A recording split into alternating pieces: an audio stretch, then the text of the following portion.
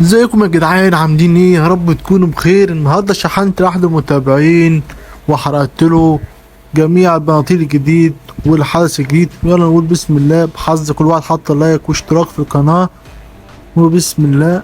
واول تهنينا ويجيلنا اول بنطلون. كده معانا بنطلونين ولسه في اتنين ان شاء الله هيجوا في اسرع وقت. تاني لفة يا جدعان، وبسم الله. زي ما انت شايف كده باين لها ما فيهاش تهانينا، مش مشكلة. كمان لفة يا جدعان.